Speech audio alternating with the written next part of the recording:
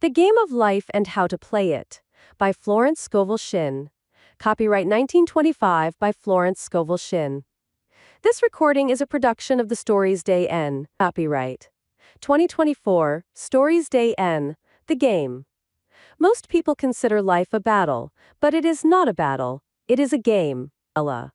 It is a game, however, which cannot be played successfully without the knowledge of spiritual law, and the Old and the New Testaments give the rules of the game with wonderful clearness.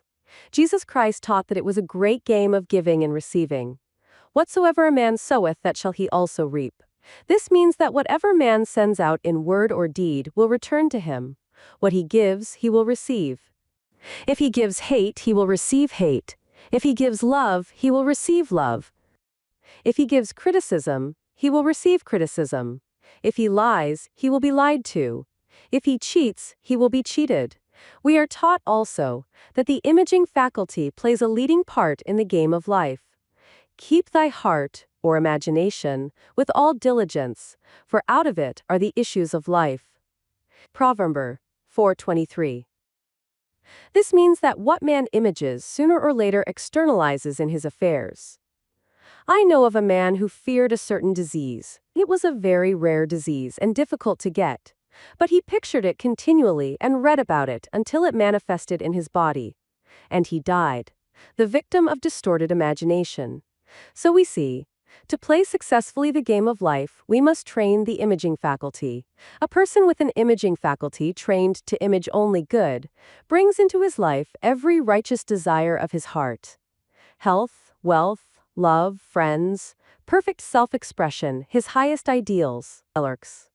The imagination has been called the scissors of the mind, and it is ever cutting, day by day, the pictures man sees there, and sooner or later he meets his own creations in his outer world. To train the imagination successfully, man must understand the workings of his mind. The Greeks said, "Know thyself." There are three departments of the mind: the subconscious, conscious, and superconscious. The subconscious is simply power, without direction, as it is like steam or electricity, and it does what it is directed to do. It has no power of induction. Whatever man feels deeply or images clearly is impressed upon the subconscious mind, and carried out in minutest detail. For example, a woman I know, when a child, always made believe she was a widow. She dressed up in black clothes and wore a long black veil, and people thought she was very clever and amusing. She grew up and married a man with whom she was deeply in love. In a short time he died, and she wore black and a sweeping veil for many years. The picture of herself as a widow was impressed upon the subconscious mind, and in due time worked itself out, regardless of the havoc created. The conscious mind has been called mortal or carnal mind. It is the human mind, and sees life as it appears to he. It sees death, disaster, sickness, poverty, and limitation of every kind, and it impresses the subconscious. The superconscious mind is the God mind within each man, and is the realm of perfect ideas. In it is the perfect pattern spoken of by Plato, the divine design. For there is a divine design for each person. There is a place that you are to fill, and no one else can fill, something you are to do, which no one else can do. There is a perfect picture of this in the superconscious mind. It usually flashes across the conscious as an unattainable ideal, something too good to be true. In reality, it is man's true destiny, or destination, flashed to him from the infinite intelligence which is within himself. Many people, however, are in ignorance of their true destinies, and are striving for things and situations which do not belong to them, and would only bring failure and dissatisfaction if attained. For example, a woman came to me and asked me to speak the word, that she would marry a certain man with whom she was very much in love. She called him A.B. I replied that this would be a violation of spiritual law, but that I would speak the word for the right man, the divine selection, the man who belonged to her by divine right. I added, if A.B. is the right man, you can't lose him, and if he isn't, you will receive his equivalent. She saw A.B. frequently, but no headway was made in their friendship. One evening she called and said, "Do you know, for the last week, A.B. hasn't seemed so wonderful to me." I replied, "Maybe he is not the divine selection. Another man may be the right one. Soon after that, she met another man who fell in love with her at once, and who said she was his ideal. In fact, he said all the things that she had always wished AB would say to her. She remarked, "It was quite uncanny." She soon returned his love and lost all interest in AB. This shows the law of substitution. A right idea was substituted for a wrong one, therefore there was no loss or sacrifice involved. Jesus Christ said, "Seek ye first the kingdom of God and his righteousness, and all these things shall be added unto you." And he said the kingdom was within man. The kingdom is the realm of right ideas, or the divine pattern. Jesus Christ taught that man's words played a leading part in the game of life. By your words ye are justified, and by your words ye are condemned. Many people have brought disaster into their lives through idle words. For example, a woman once asked me why her life was now one of poverty of limitation. Formerly she had a home, was surrounded by beautiful things, and had plenty of money. We found she had often tired of the management of her home and had said repeatedly, "I'm sick and tired of things. I wish I lived in a trunk," and she added, "Today I am living in that trunk." She had spoken herself into a trunk. The subconscious mind has no sense of humor, and people often joke themselves into unhappy experiences. For example, a woman who had a great deal of money joked continually about getting ready for the poorhouse. In a few years, she was almost destitute, having impressed the subconscious mind with a picture of lack and limitation. Fortunately, the law works both ways, and a situation of lack may be changed to one of plenty. For example, a woman came to me one hot summer's day for a treatment for prosperity. She was worn out, dejected, and discouraged. She said she possessed just $8 in the world. I said, "Good, we'll bless the $8 and multiply them as Jesus Christ multiplied the loaves and the fishes. For he taught that every man had the power to bless and to multiply, to heal and to prosper." She said, "What shall I do next?" I replied, "Follow intuition. Have you a hunch to do anything or to go anywhere?" Intuition means intuition, or to be taught from within, even. It is man's unerring guide, and I will deal more fully with its laws in a following chapter. The woman replied, "I don't know. I seem to have a hunch to go home. I've just enough money for car fare." Her home was in a distant city, and was one of lack and limitation, and the reasoning mind, or intellect, would have said, "Stay in New York and get work and make some money." I replied, "Then go home, never violate a hunch." I spoke the following words for her. Infinite Spirit opened the way for great abundance 4 years ago. She is an irresistible magnet for all that belongs to her by divine right. I told her to repeat it continually also. She left for home immediately. Harrow. In calling on a woman one day, she linked up with an old friend of her family. Through this friend, she received thousands of dollars in a most miraculous way.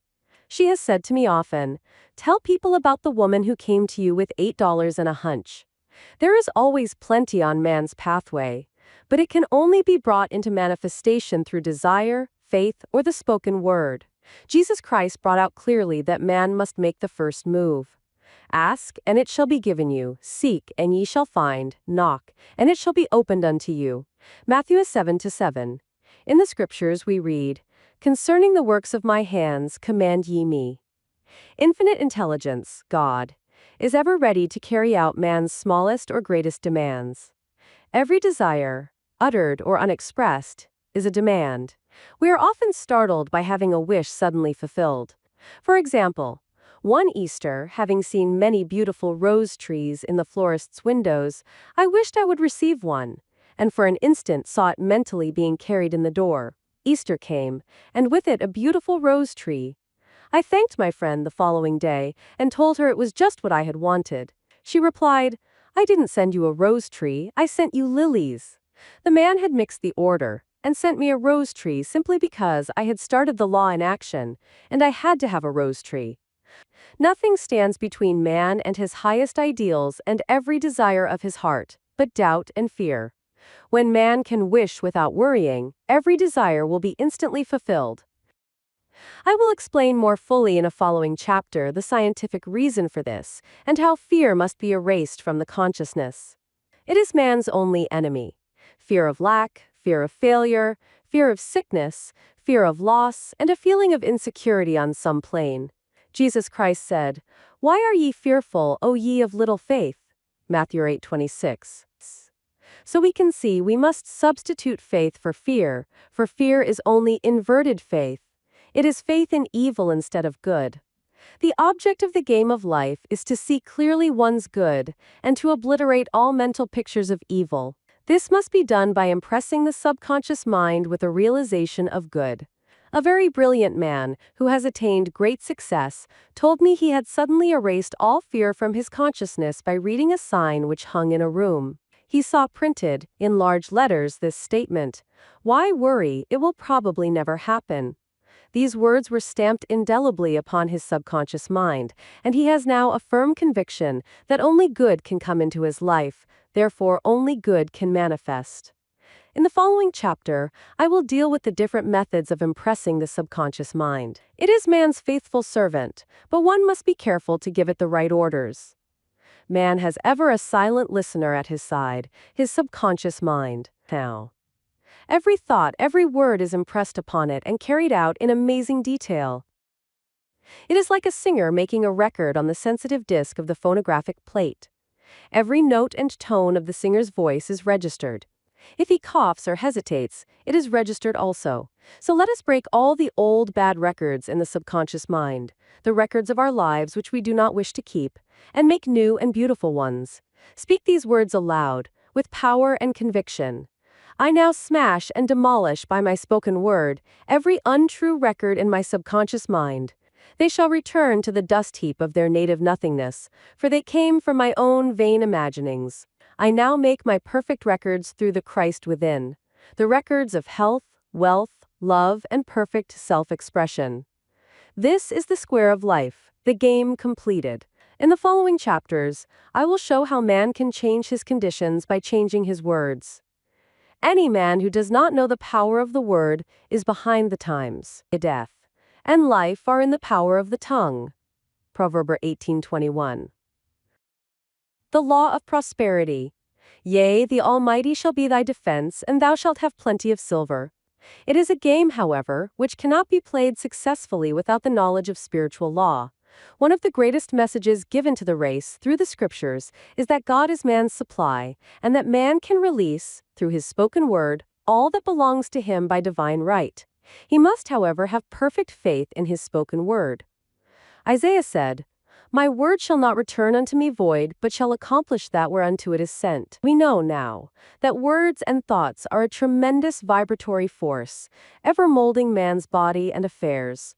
A woman came to me in great distress and said she was to be sued on the 15th of the month for $3,000. She knew no way of getting the money and was in despair. I told her God was her supply, and that there is a supply for every demand. So I spoke the word.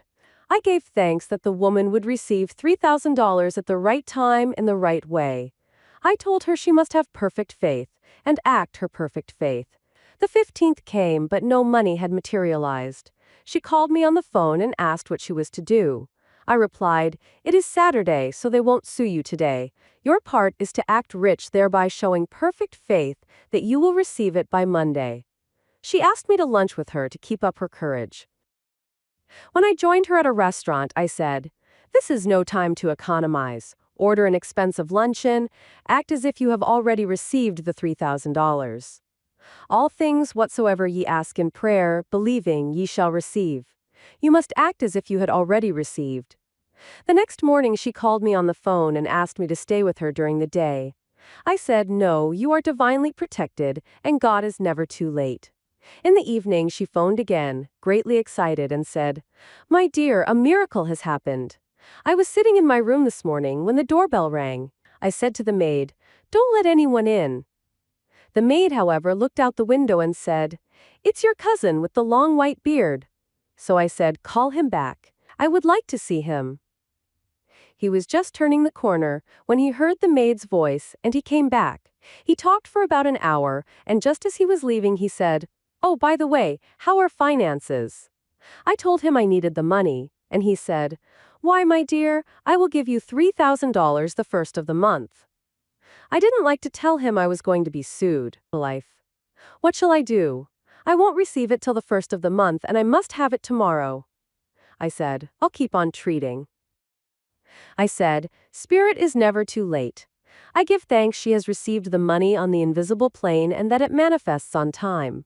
The next morning, her cousin called her up and said, "Come to my office this morning and I will give you the money." That afternoon, she had $3,000 to her credit in the bank and wrote checks as rapidly as her excitement would permit. If one asks for success and prepares for failure, he will get the situation he has prepared for.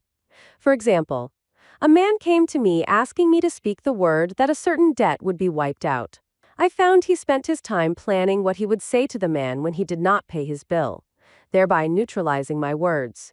He should have seen himself paying the debt. We have a wonderful illustration of this in the Bible, relating to the 3 kings who were in the desert, without water for their men and horses. They consulted the prophet Elisha, who gave them this astonishing message. "Thus saith the Lord, Ye shall not see wind, neither shall ye see rain, yet make this valley full of ditches." Man must prepare for the thing he has asked for, when there isn't the slightest sign of it in sight. For example, a woman found it necessary to look for an apartment during the year when there was a great shortage of apartments in New York. It was considered almost an impossibility, and her friends were sorry for her and said, "Isn't it too bad you'll have to store your furniture and live in a hotel?" She replied, "You needn't feel sorry for me, I'm a Superman, and I'll get an apartment." She spoke the words, "Infinite Spirit, open the way for the right apartment." She knew there was a supply for every demand, and that she was unconditioned, working on the spiritual plane, and that one with God is a majority. She had contemplated buying new blankets when the tempter, the adverse thought or reasoning mind, suggested, "Don't buy the blankets, perhaps, after all, you won't get an apartment and you will have no use for them." She promptly replied, to herself, "I'll dig my ditches by buying the blankets." So she prepared for the apartment, acted as though she already had it. She found one in a miraculous way, and it was given to her although there were over 200 other applicants. The blankets showed active faith. It is needless to say that the ditches dug by the 3 kings in the desert were filled to overflowing. Read 2 Kings. Getting into the spiritual swing of things is no easy matter for the average person. The adverse thoughts of doubt, arid fear surge from the subconscious. They are the army of the aliens, which must be put to flight. This explains why it is so often darkest before the dawn. A big demonstration is usually preceded by tormenting thoughts. Having made a statement of high spiritual truth, one challenges the old beliefs in the subconscious, and error is exposed to be put out. This is the time when one must make his affirmations of truth repeatedly, and rejoice and give thanks that he has already received. Before ye call, I shall answer. This means that every good and perfect gift is already man's awaiting his recognition. Man can only receive what he sees himself receiving. The children of Israel were told that they could have all the land they could see. This is true of every man. He has only the land within his own mental vision. Every great work, every big accomplishment, has been brought into manifestation through holding to the vision. And often, just before the big achievement, comes apparent failure and discouragement. The children of Israel, when they reached the promised land, were afraid to go in, for they said it was filled with giants who made them feel like grasshoppers. And there we saw the giants, and we were in our own sight as grasshoppers. This is almost every man's experience.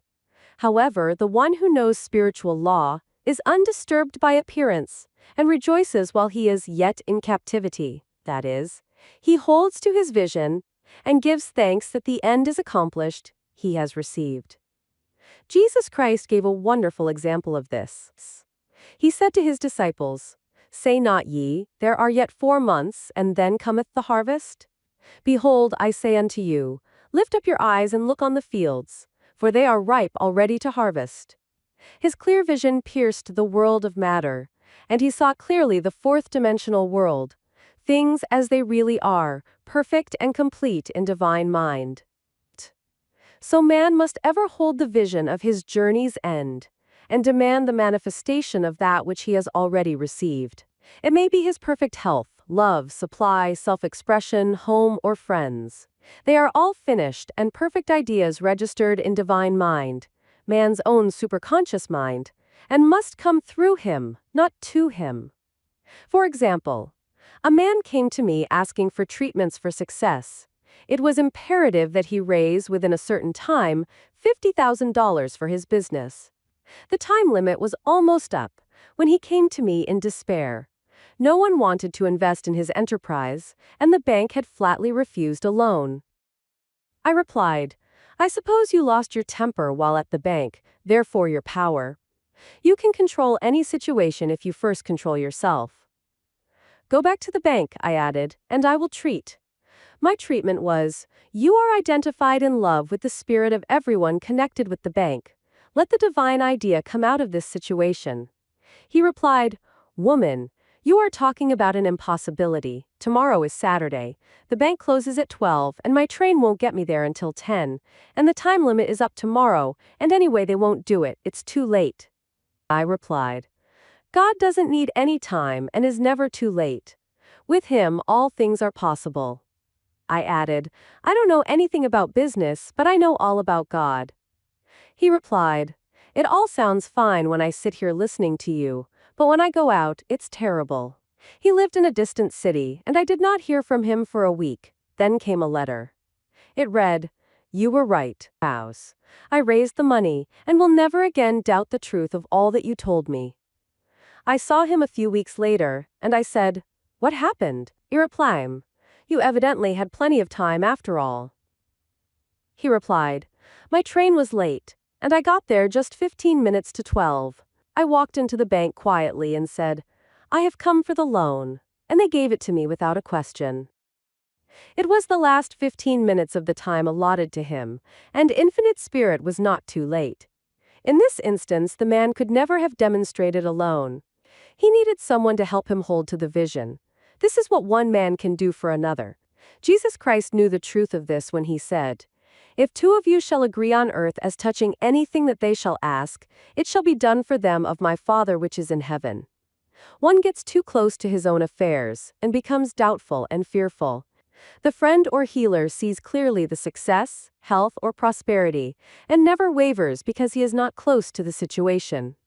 It is much easier to demonstrate for someone else than for oneself, so a person should not hesitate to ask for help if he feels himself wavering. A keen observer of life once said, "No man can fail if some one person sees him successful." Such is the power of the vision. And many a great man has owed his success to a wife or sister or a friend who believed in him and held without wavering to the perfect pattern. The power of the word. "By thy words thou shalt be justified, and by thy words thou shalt be condemned."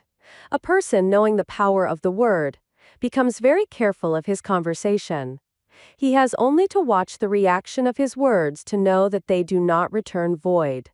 Through his spoken word, man is continually making laws for himself. I knew a man who said, "I always miss a car. It invariably pulls out just as I arrive." His daughter said, "I always catch a car. It's sure to come just as I get there." This occurred for years.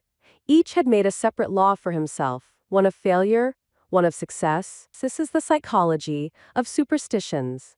The horseshoe or rabbit's foot contains no power, but man's spoken word and belief that it will bring him good luck creates expectancy in the subconscious mind and attracts a lucky situation. I find, however, this will not work when man has advanced spiritually and knows a higher law.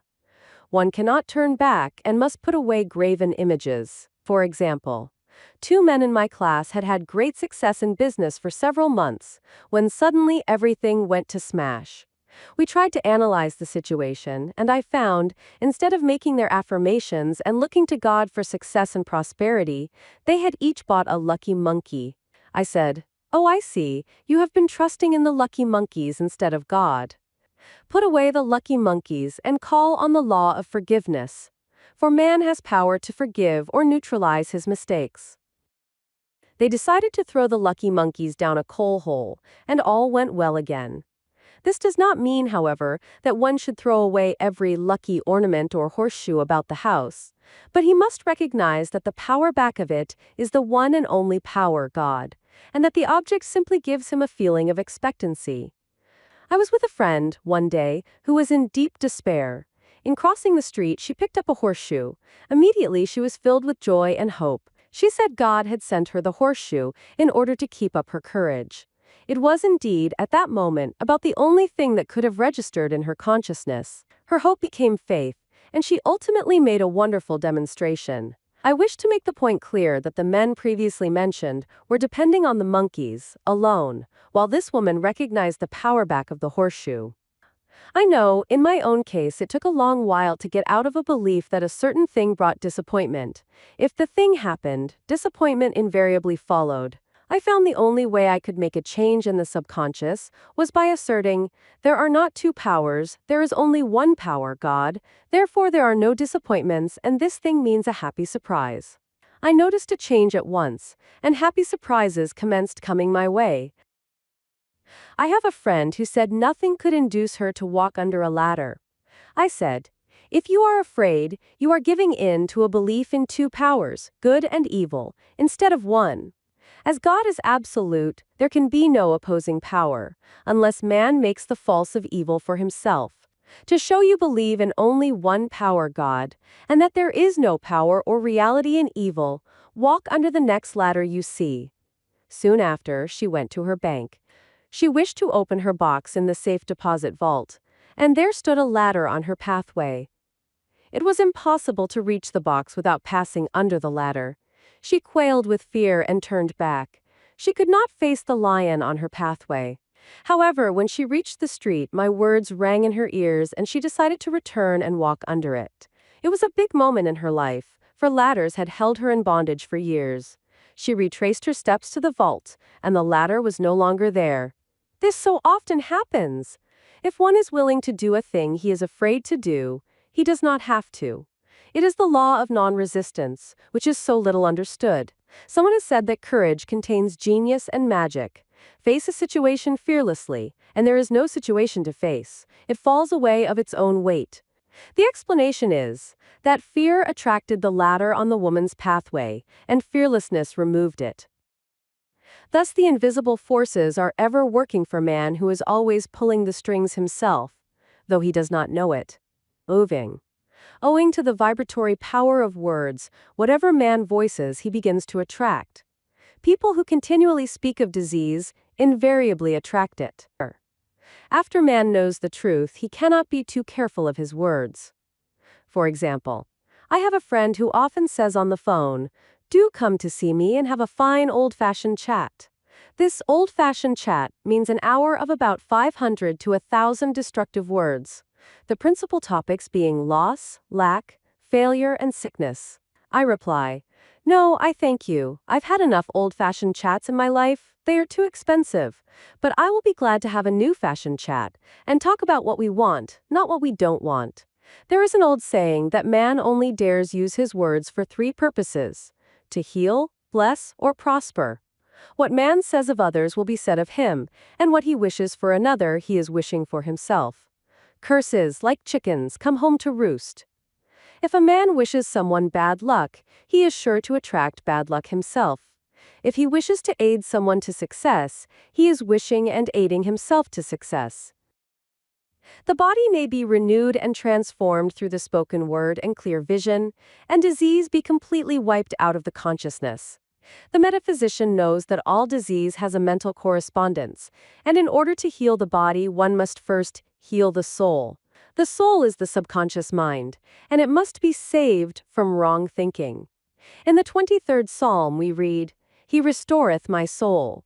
This means that the subconscious mind, or soul, must be restored with the right ideas. And the mystical marriage is the marriage of the soul and the spirit, or the subconscious and superconscious mind. They must be one. When the subconscious is flooded with the perfect ideas of the superconscious, God and man are one. I and the Father are one. That is, he is one with the realm of perfect ideas. He is the man made in God's likeness and image, imagination, and is given power and dominion over all created things, his mind, body, and affairs. It is safe to say that all sickness and unhappiness come from the violation of the law of love. A new commandment I give unto you, love one another, and in the game of life, love or goodwill takes every trick. For example, a woman I know had, for years, an appearance of a terrible skin disease. The doctors told her it was incurable, and she was in despair. She was on the stage, and she feared she would soon have to give up her profession, and she had no other means of support. She, however, procured a good engagement, and on the opening night made a great hit. She received flattering notices from the critics, and was joyful and elated. The next day she received a notice of dismissal. A man in the cast had been jealous of her success, and had caused her to be sent away. She felt hatred and resentment taking complete possession of her, and she cried out, "Oh God, don't let me hate that man." That night she worked for hours in the silence. Said, I soon came into a very deep silence. I seemed to be at peace with myself, with the man, and with the whole world. I continued this for 2 following nights, and on the 3rd day I found I was healed completely of the skin disease. In asking for love or goodwill, she had fulfilled the law. For love is the fulfilling of the law. And the disease, which came from subconscious resentment, was wiped out. Continual criticism produces rheumatism. As critical, inharmonious thoughts cause unnatural deposits in the blood, which settle in the joints. False growths are caused by jealousy, hatred, unforgiveness, fear, etc. Every disease is caused by a mind not at ease. I said once in my class, there is no use asking anyone, what's the matter with you? We might just as well say, who's the matter with you? Unforgiveness is the most prolific cause of disease. It will harden arteries or liver and affect the eye's sight. In its train are endless ills. I called on a woman, one day, who said she was ill from having eaten a poisoned oyster. I replied, oh no, the oyster was harmless, you poisoned the oyster. What's the matter with you? She answered, oh, about 19 people. She had quarreled with 19 people and had become so inharmonious that she attracted the wrong oyster. Any inharmony on the external indicates there is mental inharmony. As the within, so the without. Man's only enemies are within himself, and a man's foes shall be they of his own household. Personality is one of the last enemies to be overcome, as this planet is taking its initiation in love. It was Christ's message, peace on earth, goodwill towards man. The enlightened man, therefore, endeavors to perfect himself upon his neighbor. His work is with himself, to send out goodwill and blessings to every man. And the marvelous thing is, that if one blesses a man, he has no power to harm him. For example, a man came to me asking to treat for success in business.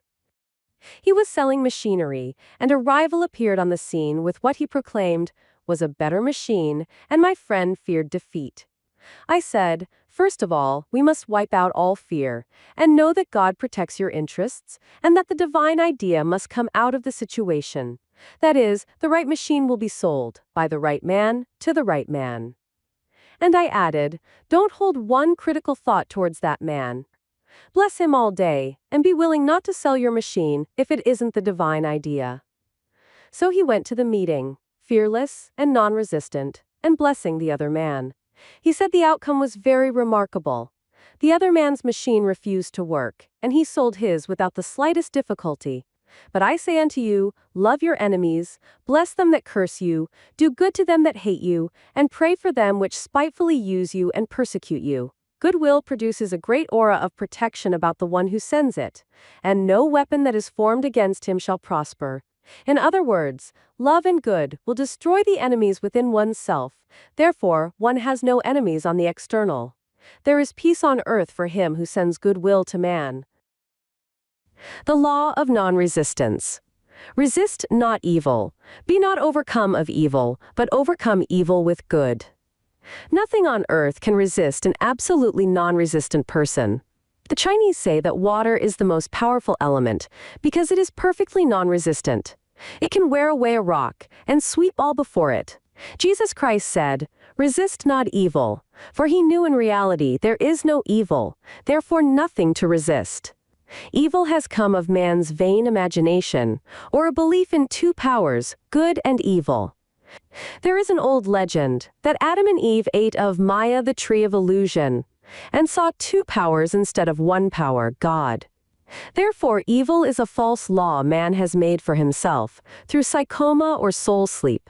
Soul sleep means that man's soul has been hypnotized by the race belief of sin, sickness and death, etc., which is carnal or mortal thought, and his affairs have outpictured his illusions. We have read in a preceding chapter that man's soul is his subconscious mind, and whatever he feels deeply, good or bad, is outpictured by that faithful servant. His body and affairs show forth what he has been picturing. The sick man has pictured sickness, the poor man, poverty, the rich man, wealth. People often say, why does a little child attract illness when it is too young even to know what it means? I answer that children are sensitive and receptive to the thoughts of others about them, and often outpicture the fears of their parents. I heard a metaphysician once say, if you do not run your subconscious mind yourself, someone else will run it for you. Mothers often, unconsciously, attract illness and disaster to their children by continually holding them in thoughts of fear and watching for symptoms. For example, a friend asked a woman if her little girl had had the measles. She replied promptly, "Not yet." This implied that she was expecting the illness and, therefore, preparing the way for what she did not want for herself and child. However, the man who is centered and established in right thinking, the man who sends out only goodwill to his fellow man, and who is without fear, cannot be touched or influenced by the negative thoughts of others. In fact, he could then receive only good thoughts, as he himself sends forth only good thoughts. Resistance is hell, for it places man in a state of torment. A metaphysician once gave me a wonderful recipe for taking every trick in the game of life. It is the acme of non-resistance. He gave it in this way. At one time in my life, I baptized children, and of course, they had many names. Now I no longer baptize children, but I baptize events, but I give every event the same name. If I have a failure, I baptize it success, in the name of the Father, and of the Son, and of the Holy Ghost. In this, we see the great law of transmutation, founded on non-resistance. Through his spoken word, every failure was transmuted into success. For example, a woman who required money and who knew the spiritual law of opulence was thrown continually in a business way, with a man who made her feel very poor. He talked lack and limitation, and she commenced to catch his poverty thoughts, so she disliked him and blamed him for her failure. She knew, in order to demonstrate her supply, she must first feel that she had received. A feeling of opulence must precede its manifestation. It dawned upon her, one day, that she was resisting the situation, and seeing two powers instead of one. So she blessed the man and baptized the situation. Success, she affirmed. As there is only one power, God, this man is here for my good and my prosperity. Just what he did not seem to be there for. Soon after that she met, through this man, a woman who gave her for a service rendered several $1,000s, and the man moved to a distant city, and faded harmoniously from her life. Make the statement, every man is a golden link in the chain of my good, for all men are God in manifestation, awaiting the opportunity given by man himself to serve the divine plan of his life. Bless your enemy, and you rob him of his ammunition. His arrows will be transmuted into blessings. This law is true of nations as well as individuals. Bless a nation, send love and goodwill to every inhabitant, and it is robbed of its power to harm. Man can only get the right idea of non-resistance through spiritual understanding. My students have often said, I don't want to be a doormat. I reply, when you use non-resistance with wisdom, no one will ever be able to walk over you. Another example. One day, I was impatiently awaiting an important telephone call. I resisted every call that came in and made no outgoing calls myself, reasoning that it might interfere with the one I was awaiting. Instead of saying, divine ideas never conflict, the call will come at the right time, leaving it to infinite intelligence to arrange, I commenced to manage things myself. I made the battle mine, not God's, and remained tense and anxious. The bell did not ring for about an hour, and I glanced at the phone and found the receiver had been off that length of time, and the phone was disconnected. My anxiety, fear, and belief in interference had brought on a total eclipse of the telephone. Realizing what I had done, I commenced blessing the situation at once. I baptized it success, and affirmed, I cannot lose any call that belongs to me by divine right. I am under grace and not under law. A friend rushed out to the nearest telephone to notify the company to reconnect. She entered a crowded grocery, but the proprietor left his customers and attended to the call himself. My phone was connected at once, and 2 minutes later I received a very important call, and about an hour afterward the one I had been awaiting. Once ships come in over a calm sea, so long as man resists a situation, he will have it with him. If he runs away from it, run after him. For example, I repeated this to a woman one day, and she replied, "How true that is. I was unhappy at home. I disliked my mother, who was critical and domineering. So I ran away and was married. But I married my mother, for my husband was exactly like my mother, and I had the same situation to face again. Agree with thine adversary quickly." That means, agree that the adverse situation is good, be undisturbed by it, and it falls away of its own weight. None of these things move me is a wonderful affirmation. The inharmonious situation comes from some inharmony within man himself. When there is, in him, no emotional response to an inharmonious situation, it fades away forever from his pathway. So we see man's work is ever with himself. People have said to me, "Give treatments to change my husband or my brother." I reply, "No, I will give treatments to change you. When you change, your husband and your brother will change." One of my students was in the habit of lying, and I told her it was a failure method, and if she lied, she would be lied to. She replied, "I don't care, I can't possibly get along without lying." One day she was speaking on the phone to a man with whom she was very much in love. She turned to me and said, "I don't trust him, I know he's lying to me." I replied, "Well, you lie yourself, so someone has to lie to you, and you will be sure it will be just the person you want the truth from." Sometime after that I saw her, and she said, "I'm cured of lying." I questioned, "What cured you?" She replied, "I have been living with a woman who lied worse than I did." One is often cured of his faults by seeing them in others. Life is a mirror, and we find only ourselves reflected in our associates. Living in the past is a failure method and a violation of spiritual law. Jesus Christ said, "Behold, now is the accepted time. Now is the day of salvation." Lot's wife looked back and was turned into a pillar of salt. The robbers of time are the past and the future. Man should bless the past and forget it if it keeps him in bondage, and bless the future, knowing it has in store for him endless joys, but live fully on the now. For example, a woman came to me complaining that she had no money with which to buy Christmas gifts. She said, "Last year was so different. I had plenty of money and gave lovely presents, and this year I have scarcely a cent." I replied, "You will never demonstrate money while you are pathetic and live in the past. Live fully in the now and get ready to give Christmas presents. Dig your ditches, and the money will come." She exclaimed, "I know what to do. I will buy some tinsel twine, Christmas seals, and wrapping paper." I replied, "Do that, and the presents will come and stick themselves to the Christmas seals." This, too, was showing financial fearlessness and faith in God. As the reasoning mind said, "Keep every cent you have, as you are not sure you will get any more." She bought the seals, paper, and twine, and a few days before Christmas received a gift of several $100s. Buying the seals and twine had impressed the subconscious with expectancy and opened the way for the manifestation of the money. She purchased all the presents in plenty of time. Man must live suspended in the moment. Look well, therefore, to this day, such is the salutation of the dawn. He must be spiritually alert, ever awaiting his leads, taking advantage of every opportunity. One day I said continually, silently, "Infinite Spirit, don't let me miss a trick." And something very important was told to me that evening. It is most necessary to begin the day with right words. Make an affirmation immediately upon waking. For example, "Thy will be done this day. Today is a day of completion. I give thanks for this perfect day. Miracle shall follow miracle, and wonders shall never cease. Make this a habit, and one will see wonders and miracles come into his life. One morning, I picked up a book and read, "Look with wonder at that which is before you."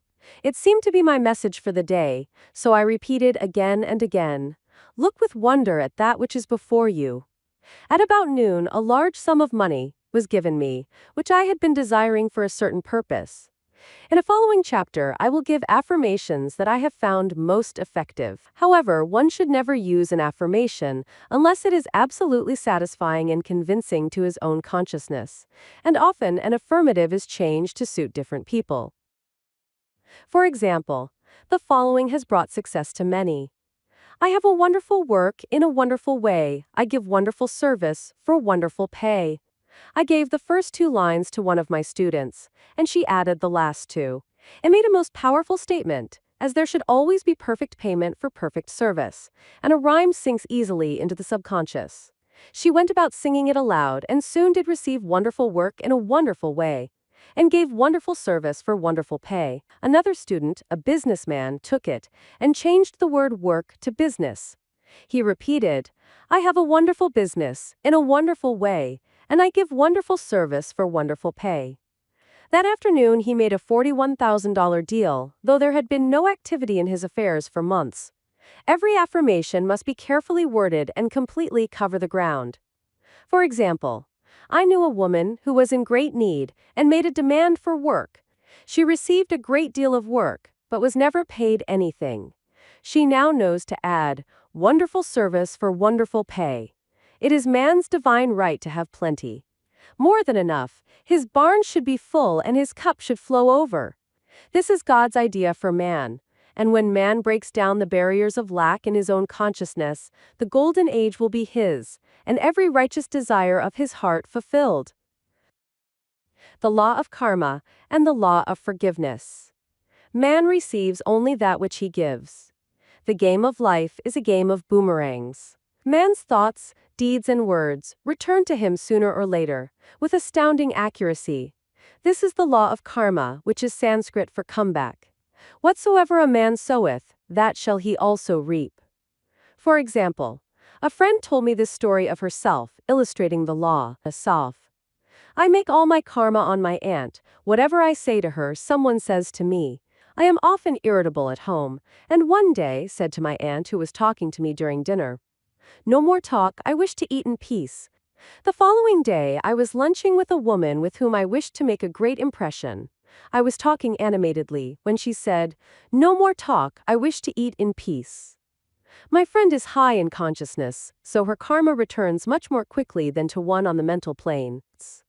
The more man knows, the more he is responsible for. And a person with a knowledge of spiritual law, which he does not practice, suffers greatly in consequence. The fear of the Lord, law, is the beginning of wisdom. If we read the word Lord, law, it will make many passages in the Bible much clearer. Vengeance is mine, I will repay, saith the Lord. Law. It is the law which takes vengeance, not God. God sees man perfect, created in his own image, imagination, and given power and dominion. This is the perfect idea of man, registered in divine mind, awaiting man's recognition. For man can only be what he sees himself to be, and only attain what he sees himself attaining. Nothing ever happens without an onlooker, is an ancient saying. Man sees first his failure or success, his joy or sorrow, before it swings into visibility from the scenes set in his own imagination. We have observed this in the mother picturing disease for her child, or a woman seeing success for her husband. Jesus Christ said, "And ye shall know the truth, and the truth shall make you free." So we see freedom from all unhappy conditions comes through knowledge, a knowledge of spiritual law. Obedience precedes authority, and the law obeys man when he obeys the law. The law of electricity must be obeyed before it becomes man's servant. When handled ignorantly, it becomes man's deadly foe. So with the laws of mind. For example, a woman with a strong personal will wished she owned a house which belonged to an acquaintance, and she often made mental pictures of herself living in the house. In the course of time, the man died and she moved into the house. Several years afterwards, coming into the knowledge of spiritual law, she said to me, "Do you think I had anything to do with that man's death?" I replied, "Yes, your desire was so strong, everything made way for it, but you paid your karmic debt. Your husband, whom you loved devotedly, died soon after, and the house was a white elephant on your hands for years." The original owner, however, could not have been affected by her thoughts had he been positive in the truth, nor her husband. But they were both under karmic law. The woman should have said, feeling the great desire for the house, "Infinite intelligence, give me the right house, equally as charming as this, the house which is mine by divine right." The divine selection would have given perfect satisfaction and brought good to all. The divine pattern is the only safe pattern to work by. Desire is a tremendous force and must be directed in the right channels, or chaos ensues. In demonstrating, the most important step is the first step, to ask aright. Man should always demand only that which is his by divine right. To go back to the illustration. Had the woman taken this attitude, "If this house I desire is mine, I cannot lose it. If it is not, give me its equivalent," the man might have decided to move out harmoniously. Had it been the divine selection for her, or another house would have been substituted. Anything forced into manifestation through personal will is always ill-got, and has ever bad success. Man is admonished, "My will be done, not thine," and the curious thing is, man always gets just what he desires when he does relinquish personal will, thereby enabling infinite intelligence to work through him. "Stand ye still and see the salvation of the Lord." For example, a woman came to me in great distress. Her daughter had determined to take a very hazardous trip, and the mother was filled with fear. She said she had used every argument, had pointed out the dangers to be encountered, and forbidden her to go. But the daughter became more and more rebellious and determined. I said to the mother, "You are forcing your personal will upon your daughter, which you have no right to do, and your fear of the trip is only attracting it, for man attracts what he fears." I added, "Let go and take your mental hands off. Put it in God's hands and use this statement. I put this situation in the hands of infinite love and wisdom. If this trip is the divine plan, I bless it and no longer resist. But if it is not divinely planned, I give thanks that it is now dissolved and dissipated."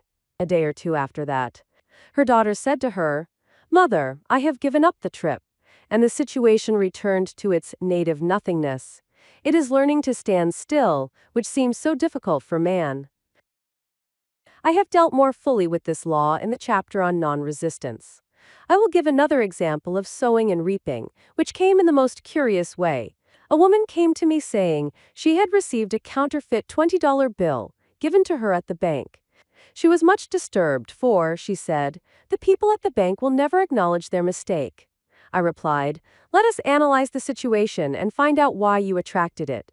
She thought a few moments and exclaimed, "I know it. I sent a friend a lot of stage money just for a joke." So the law had sent her some stage money, for it doesn't know anything about jokes. I said, "Now we will call on the law of forgiveness and neutralize the situation. Christianity is founded upon the law of forgiveness.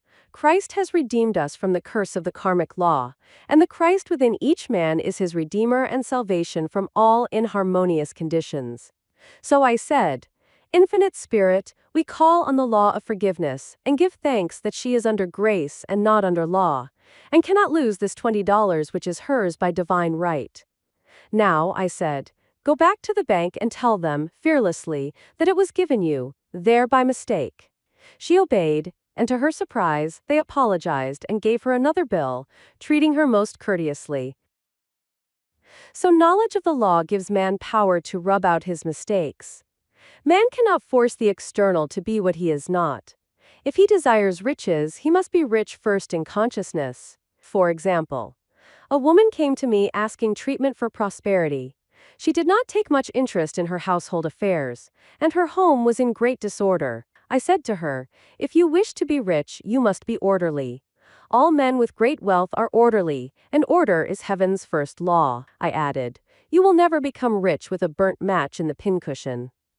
She had a good sense of humor and commenced immediately, putting her house in order. She rearranged furniture, straightened out bureau drawers, cleaned rugs, and soon made a big financial demonstration. A gift from a relative. The woman, herself, became made over and keeps herself keyed up financially by being ever watchful of the external and expecting prosperity, knowing God is her supply. Many people are in ignorance of the fact that gifts and things are investments, and that hoarding and saving invariably lead to loss. There is that scattereth, and yet increaseth, and there is that withholdeth more than is meet, but it tendeth to poverty. For example, I knew a man who wanted to buy a fur-lined overcoat. He and his wife went to various shops, but there was none he wanted. He said they were all too cheap-looking. At last he was shown one, the salesman said was valued at $1,000, but which the manager would sell him for $500, as it was late in the season. His financial possessions amounted to about $700. The reasoning mind would have said, "You can't afford to spend nearly all you have on a coat." But he was very intuitive and never reasoned. He turned to his wife and said, "If I get this coat, I'll make a ton of money." So his wife consented, weakly. About a month later, he received a $10,000 commission. The coat made him feel so rich, it linked him with success and prosperity. Without the coat, he would not have received the commission. It was an investment paying large dividends. If man ignores these leadings to spend or to give, the same amount of money will go in an uninteresting or unhappy way. For example, a woman told me, on Thanksgiving Day, she informed her family that they could not afford a Thanksgiving dinner. She had the money, but decided to save it. A few days later, someone entered her room and took from the bureau drawer the exact amount the dinner would have cost. The law always stands back of the man who spends fearlessly, with wisdom. For example, one of my students was shopping with her little nephew. The child clamored for a toy, which she told him she could not afford to buy. She realized suddenly that she was seeking lack, and not recognizing God as her supply, self. So she bought the toy, and on her way home picked up, in the street, the exact amount of money she had paid for it. Man's supply is inexhaustible and unfailing when fully trusted. But faith or trust must precede the demonstration. According to your faith be it unto you. Faith is the substance of things hoped for, the evidence of things not seen. For faith holds the vision steady, and the adverse pictures are dissolved and dissipated. And, in due season we shall reap, if we faint not. Jesus Christ brought the good news, the gospel, that there was a higher law than the law of karma, and that law transcends the law of karma. It is the law of grace, or forgiveness. It is the law which free man from the law of cause and effect, the law of consequence, under grace, and not under law. We are told that on this plane, man reaps where he has not sown. The gifts of God are simply poured out upon him. All that the kingdom affords is his. This continued state of bliss awaits the man who has overcome the race, or world, thought. In the world thought there is tribulation, but Jesus Christ said, "Be of good cheer, I have overcome the world." The world thought is that of sin, sickness, and death. He saw their absolute unreality, and said sickness and sorrow shall pass away, and death itself, the last enemy, be overcome. We know now, from a scientific standpoint, that death could be overcome by stamping the subconscious mind with the conviction of eternal youth and eternal life. The subconscious, being simply power without direction, carries out orders without questioning. Working under the direction of the superconscious, the Christ or God within man, the resurrection of the body would be accomplished. Man would no longer throw off his body in death, it would be transformed into the body electric, sung by Walt Whitman, for Christianity is founded upon the forgiveness of sins and an empty tomb. Casting the burden, impressing the subconscious. When man knows his own powers and the workings of his mind, his great desire is to find an easy and quick way to impress the subconscious with good, for simply an intellectual knowledge of the truth will not bring results. In my own case, I found the easiest way is in casting the burden. A metaphysician once explained it in this manner. He said, "The only thing which gives anything weight in nature is the law of gravitation, and if a boulder could be taken high above the planet, there would be no weight in that boulder." And that is what Jesus Christ meant when he said, My yoke is easy and my burden is light. He had overcome the world vibration and functioned in the fourth dimensional realm, where there is only perfection, completion, life, and joy. He said, "Come to me, all ye that labor and are heavy laden, and I will give you rest. Take my yoke upon you, for my yoke is easy and my burden is light." We are also told in the 55th Psalm to cast thy burden upon the Lord. Many passages in the Bible state that the battle is God's, not man's, and that man is always to stand still and see the salvation of the Lord. This indicates that the superconscious mind, or Christ within, is the department which fights man's battle and relieves him of burdens. We see therefore that man violates law if he carries a burden. And a burden is an adverse thought or condition, and this thought or condition has its root in the subconscious. It seems almost impossible to make any headway directing the subconscious from the conscious or reasoning mind, as the reasoning mind, the intellect, is limited in its conceptions and filled with doubts and fears. How scientific it then is to cast the burden upon the superconscious mind, or Christ within, where it is made light, or dissolved into its native nothingness. For example, a woman in urgent need of money made light upon the Christ within, the superconscious, with the statement, "I cast this burden of lack on the Christ within, and I go free to have plenty." The belief in lack was her burden, and as she cast it upon the superconscious with its belief of plenty, an avalanche of supply was the result. We read, "The Christ in you, the hope of glory." Another example. One of my students had been given a new piano, and there was no room in her studio for it until she had moved out the old one. She was in a state of perplexity. She wanted to keep the old piano, but knew of no place to send it. She became desperate, as the new piano was to be sent immediately. In fact, was on its way, with no place to put it. She said it came to her to repeat, "I cast this burden on the Christ within, and I go free." A few moments later, her phone rang, and a woman friend asked if she might rent her old piano, and it was moved out, a few minutes before the new one arrived. I knew a woman whose burden was resentment. She said, "I cast this burden of resentment on the Christ within, and I go free, to be loving, harmonious, and happy." The almighty superconscious flooded the subconscious with love, and her whole life was changed.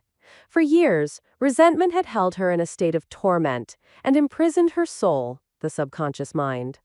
The statement should be made over and over and over, sometimes for hours at a time, silently or audibly, with quietness but determination. I have often compared it to winding up a Victrola. We must wind ourselves up with spoken words. I have noticed in casting the burden, after a little while one seems to see clearly. It is impossible to have clear vision while in the throes of carnal mind. Doubts and fear poison the mind and body, and imagination runs riot, attracting disaster and disease. In steadily repeating the affirmation, "I cast this burden on the Christ within, and go free," the vision clears, and with it a feeling of relief, and sooner or later comes the manifestation of good, be it health, happiness, or supply. One of my students once asked me to explain the darkness before the dawn.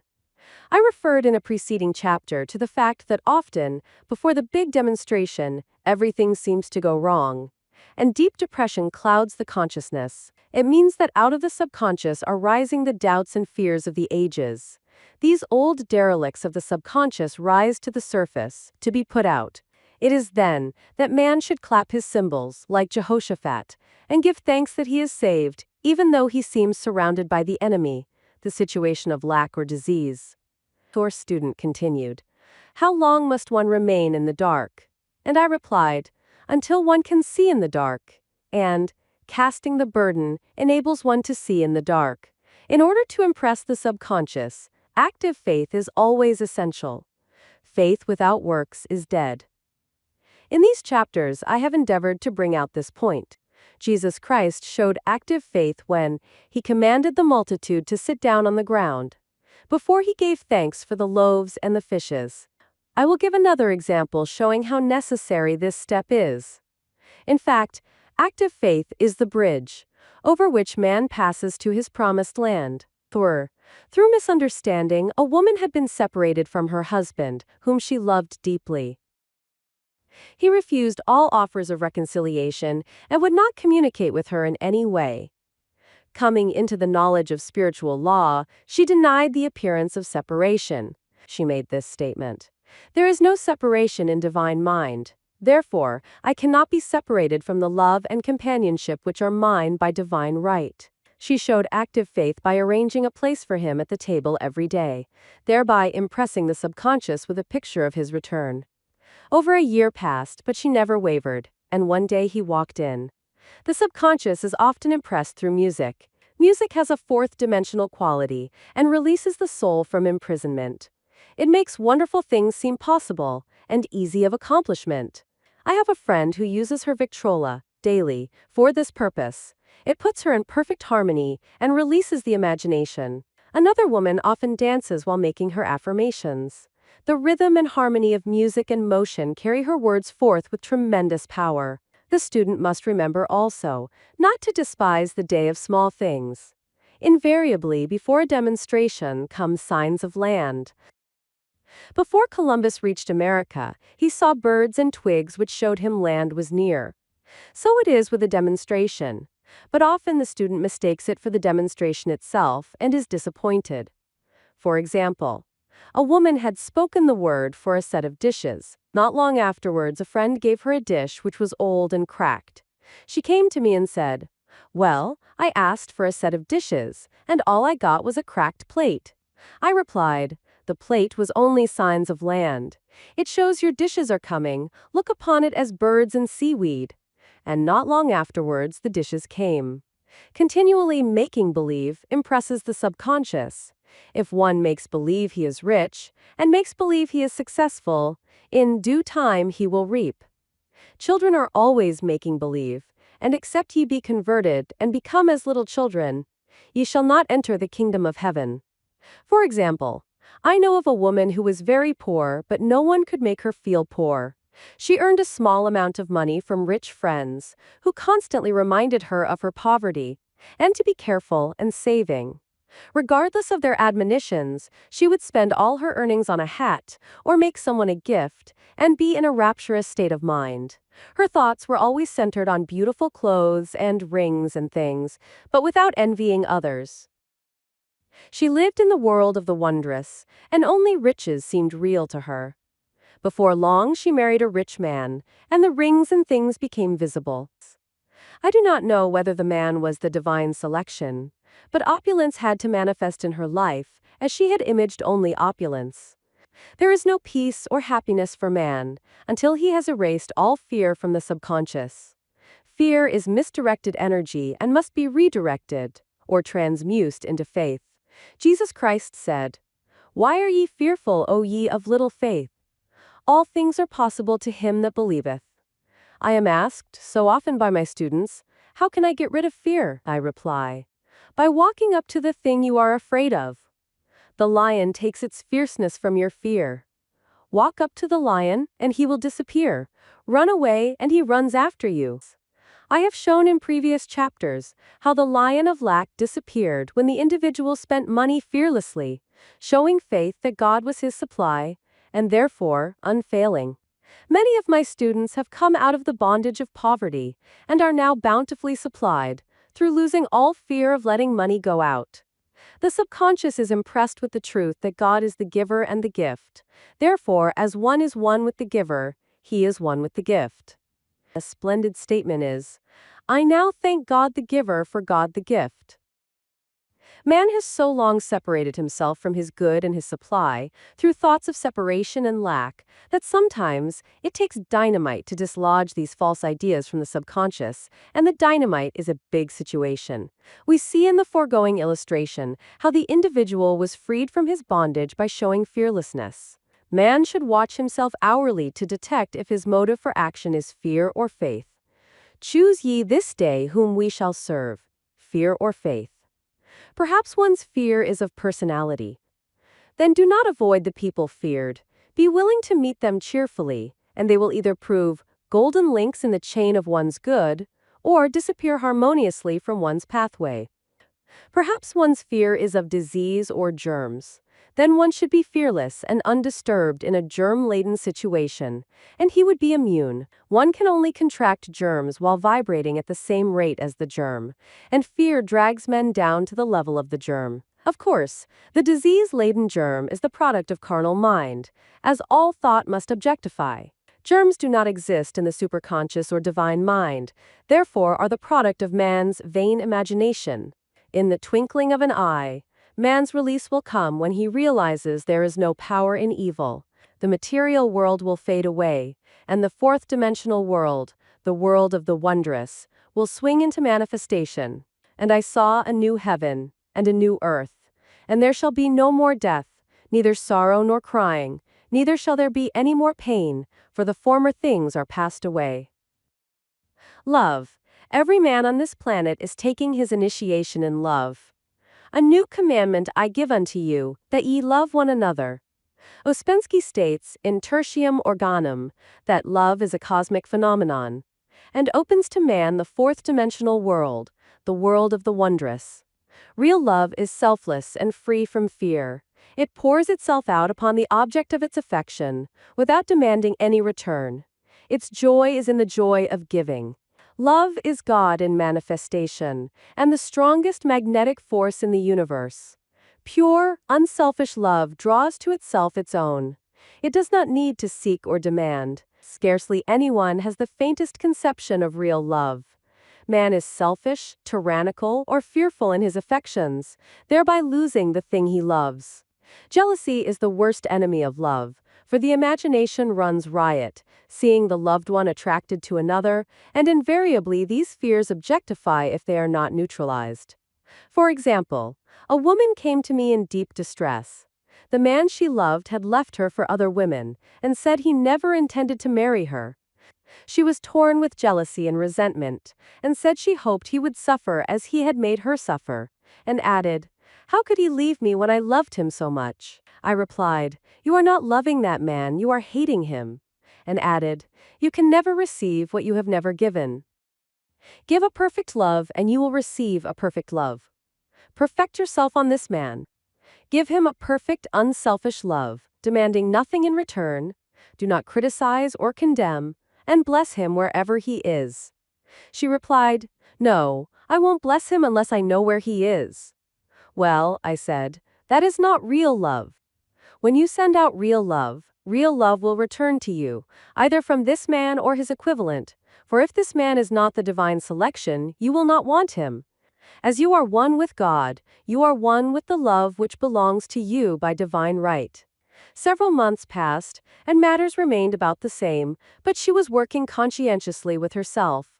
I said, "When you are no longer disturbed by his cruelty, he will cease to be cruel, as you are attracting it through your own emotions." Then I told her of a brotherhood in India, who never said, "Good morning," to each other. They used these words, "I salute the divinity in you." They saluted the divinity in every man, and in the wild animals in the jungle, and they were never harmed, for they saw only God in every living thing. I said, "Salute the divinity in this man, and say, I see your divine self only. I see you as God sees you, perfect, made in his image and likeness." She found she was becoming more poised, and gradually losing her resentment. He was a captain, and she always called him the Cap. One day she said suddenly, "God bless the Cap wherever he is," I replied.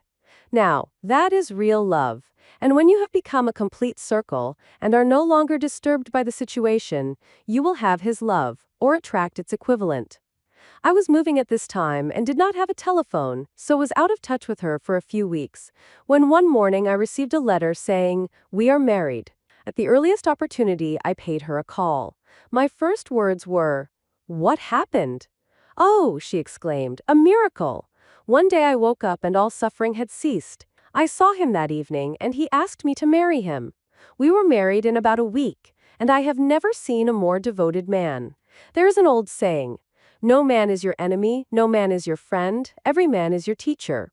So one should become impersonal and learn what each man has to teach him, and soon he would learn his lessons and be free." The woman's lover was teaching her selfless love, which every man, sooner or later, must learn. Suffering is not necessary for man's development. It is the result of violation of spiritual law, but few people seem able to rouse themselves from their soul sleep without it.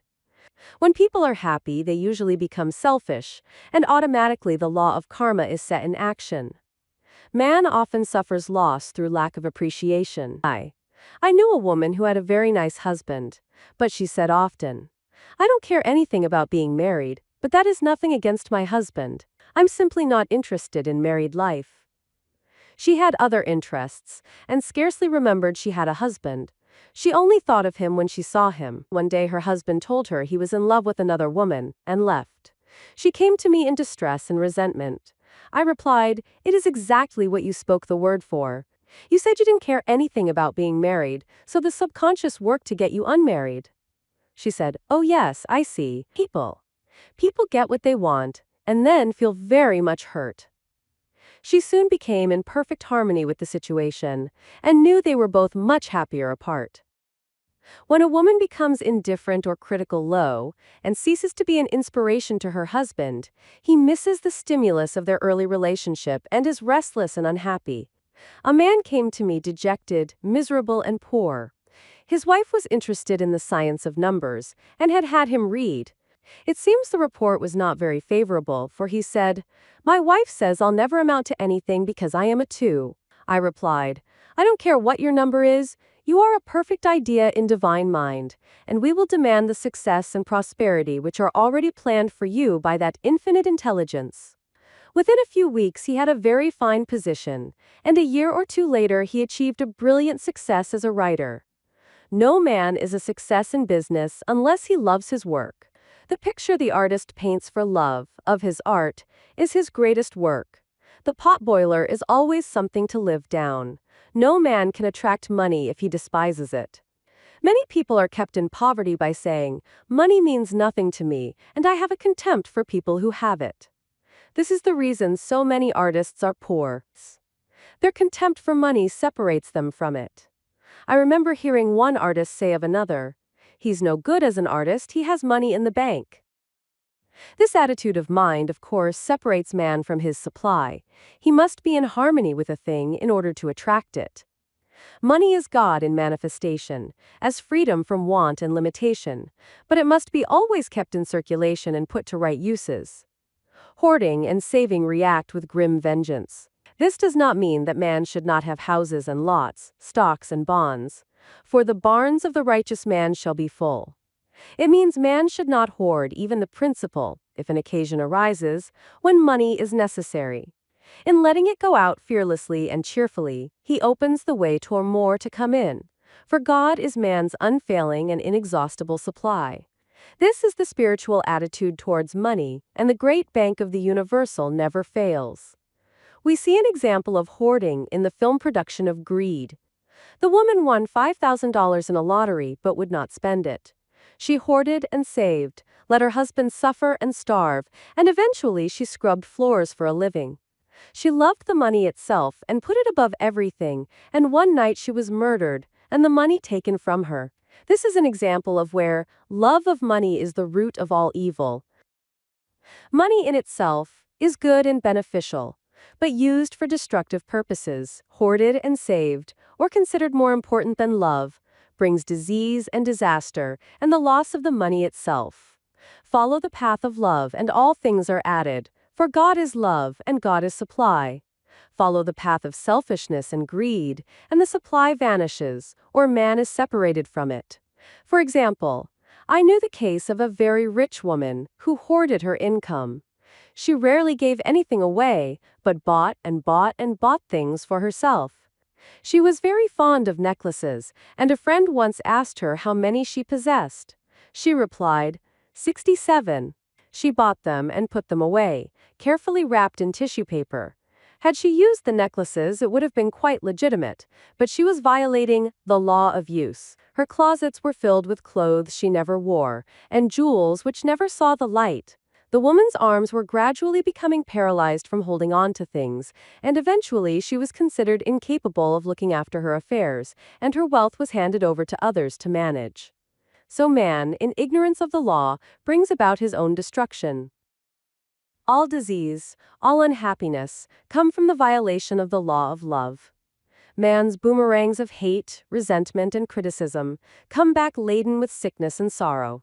Love seems almost a lost art, but the man with the knowledge of spiritual law knows it must be regained, for without it he has become as sounding brass and tinkling cymbals. For example, I had a student who came to me month after month to clean her consciousness of resentment. After a while, she arrived at the point where she resented only one woman. But that one woman kept her busy. Little by little, she became poised and harmonious, and one day, all resentment was wiped out. She came in radiant and exclaimed, "You can't understand how I feel." The woman said something to me, and instead of being furious, I was loving and kind, and she apologized and was perfectly lovely to me.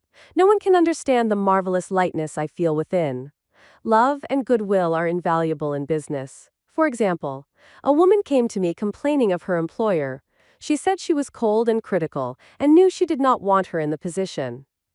"Well," I replied, "salute the divinity in the woman and send her love."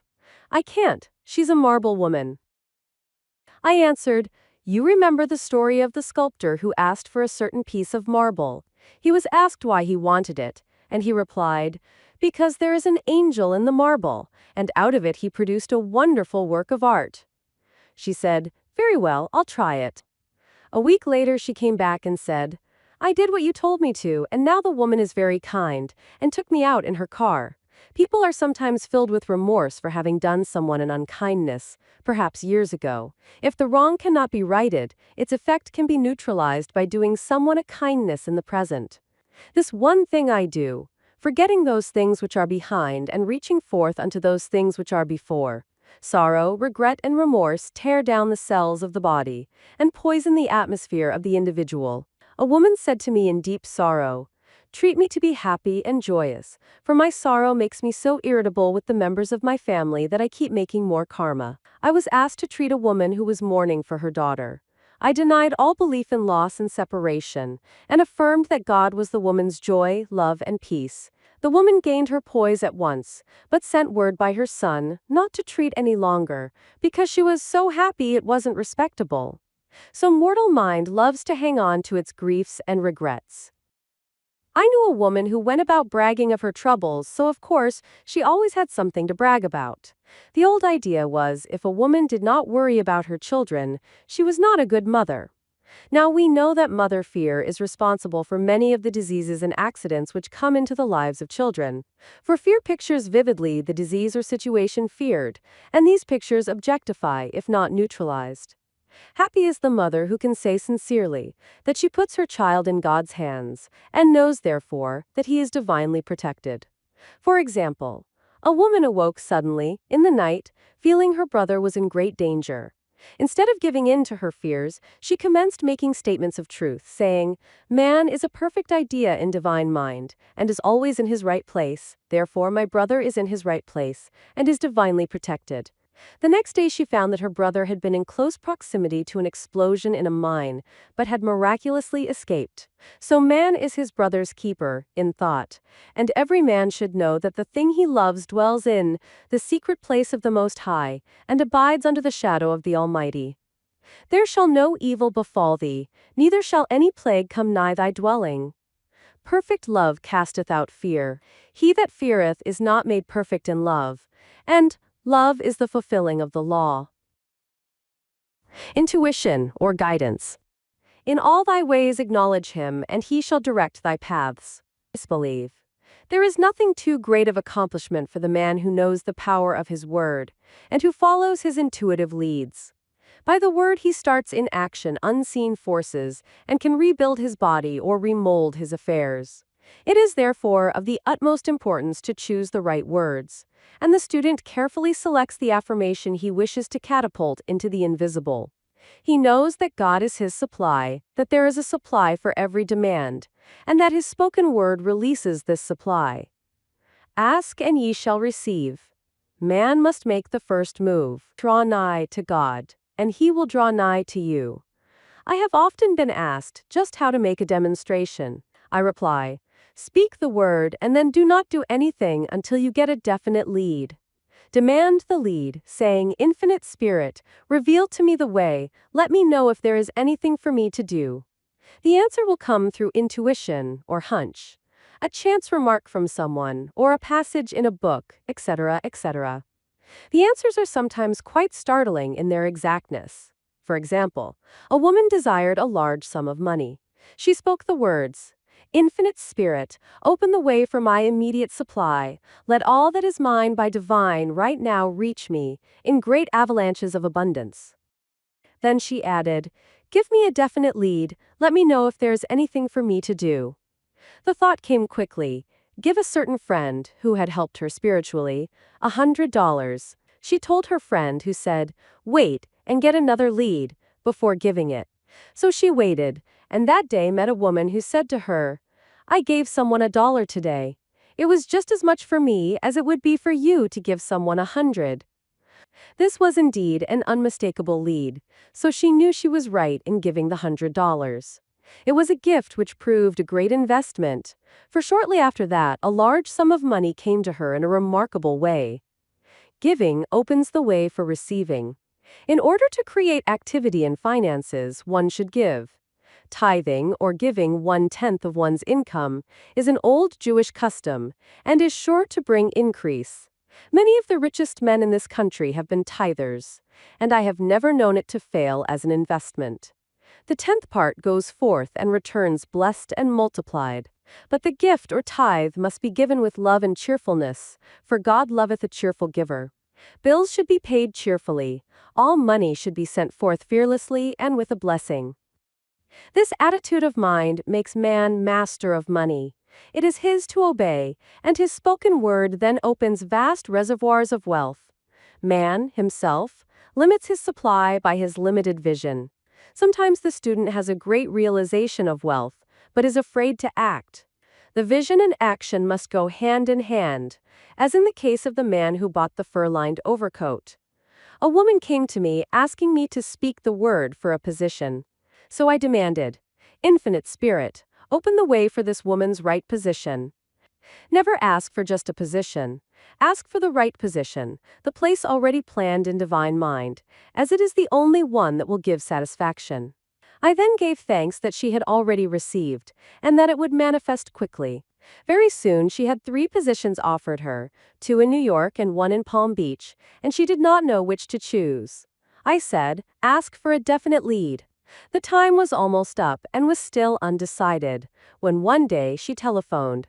When I woke up this morning, I could smell Palm Beach. She had been there before and knew its balmy fragrance. I replied, Well, if you can smell Palm Beach from here, it is certainly your lead. She accepted the position, and it proved a great success. Often one's lead comes at an unexpected time. One day I was walking down the street, when I suddenly felt a strong urge to go to a certain bakery, a block or 2 away. The reasoning mind resisted, arguing, there is nothing there that you want. However, I had learned not to reason, so I went to the bakery, looked at everything, and there was certainly nothing there that I wanted. But coming out, I encountered a woman I had thought of often, and who was in great need of the help which I could give her. So often, one goes for one thing and finds another. Intuition is a spiritual faculty and does not explain, but simply points the way. A person often receives a lead during a treatment. The idea that comes may seem quite irrelevant, but some of God's leadings are mysterious. In the class, one day, I was treating that each individual would receive a definite lead. A woman came to me afterwards and said, While you were treating, I got the hunch to take my furniture out of storage and get an apartment. The woman had come to be treated for health. I told her I knew in getting a home of her own, her health would improve, and I added, I believe your trouble, which is a congestion, has come from having things stored away. Congestion of things causes congestion in the body. You have violated the law of use, and your body is paying the penalty. So I gave thanks that divine order was established in her mind, body, and affairs. People little dream of how their affairs react on the body. There is a mental correspondence for every disease. A person might receive instantaneous healing through the realization of his body being a perfect idea in divine mind, and, therefore, whole and perfect. But if he continues his destructive thinking, hoarding, hating, fearing, condemning, the disease will return. Jesus Christ knew that all sickness came from sin, but admonished the leper after the healing to go and sin no more, lest a worse thing come upon him. So man's soul, or subconscious mind, must be washed whiter than snow for permanent healing, and the metaphysician is always delving deep for the correspondence. Jesus Christ said, "Condemn not, lest ye also be condemned. Judge not, lest ye be judged." Many people have attracted disease and unhappiness through condemnation of others. What man condemns in others, he attracts to himself. For example, a friend came to me in anger and distress because her husband had deserted her for another woman. She condemned the other woman and said continually, she knew he was a married man and had no right to accept his attentions. I replied, "Stop condemning the woman, bless her, and be through with the situation, otherwise you are attracting the same thing to yourself." She was deaf to my words, and a year or two later, became deeply interested in a married man herself. Man picks up a live wire whenever he criticizes or condemns, and may expect a shock. Indecision is a stumbling block in many a pathway. In order to overcome it, make the statement repeatedly. 7 a.m. always under direct inspiration. I make right decisions quickly. These words impress the subconscious, and soon one finds himself awake and alert, making his right moves without hesitation. I have found it destructive to look to the psychic plane for guidance, as it is the plane of many minds and not the one mind. As man opens his mind to subjectivity, he becomes a target for destructive forces. The psychic plane is the result of man's mortal thought, and is on the plane of opposites. He may receive either good or bad messages.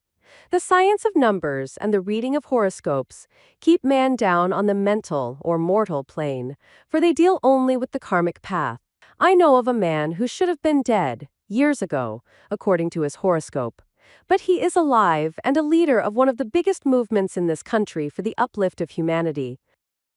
It takes a very strong mind to neutralize a prophecy of evil. The student should declare, "Every false prophecy shall come to naught. Every plan my Father in heaven has not planned shall be dissolved and dissipated. The divine idea now comes to pass."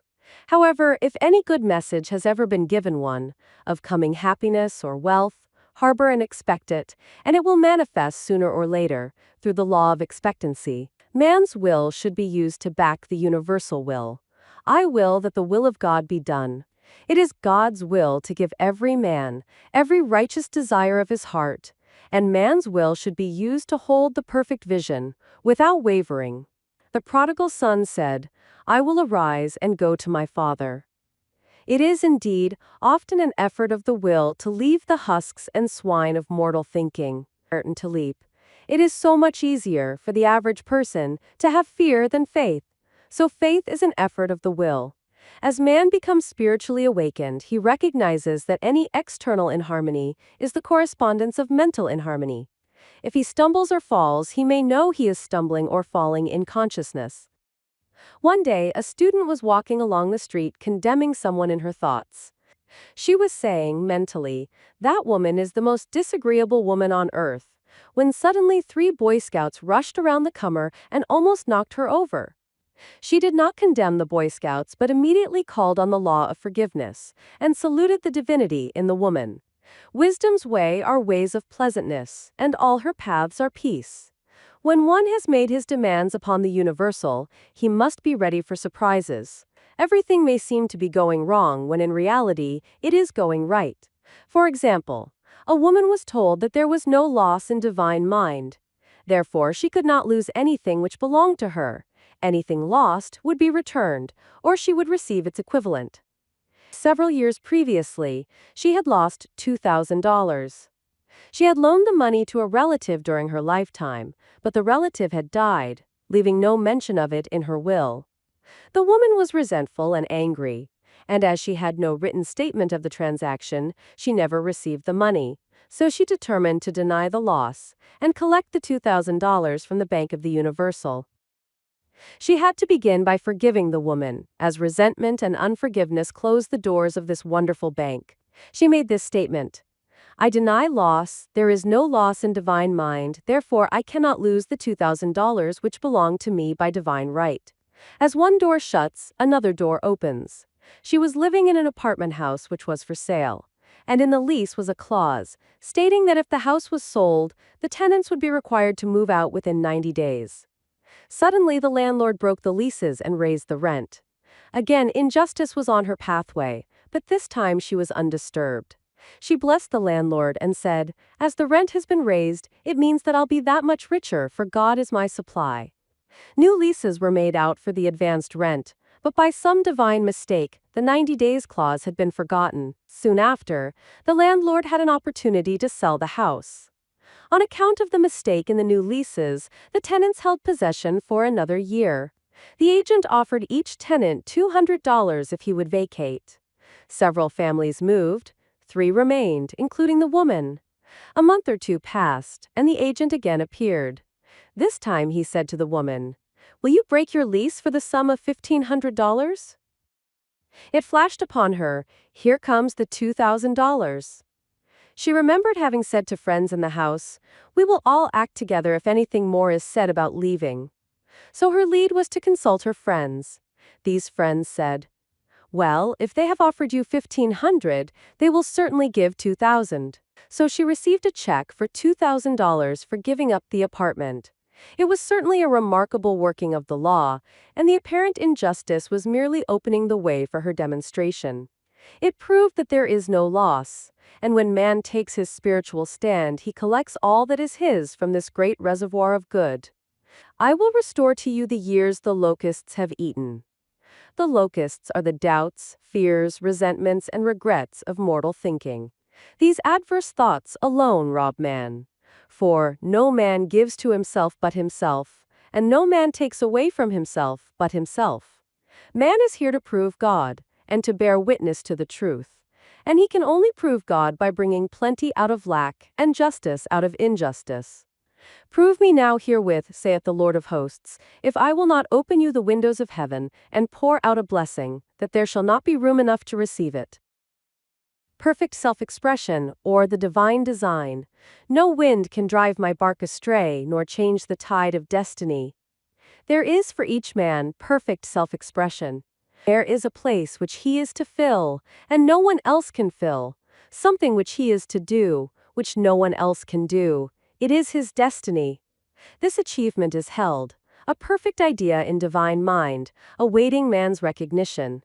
As the imaging faculty is the creative faculty, it is necessary for man to see the idea before it can manifest. So man's highest demand is for the divine design of his life. He may not have the faintest conception of what it is, for there is, possibly, some marvelous talent hidden deep within him. His demand should be, Infinite Spirit, open the way for the divine design of my life to manifest. Let the genius within me now be released. Let me see clearly the perfect plan. The perfect plan includes health, wealth, love, and perfect self-expression. This is the square of life, which brings perfect happiness. When one has made this demand, he may find great changes taking place in his life, for nearly every man has wandered far from the divine design.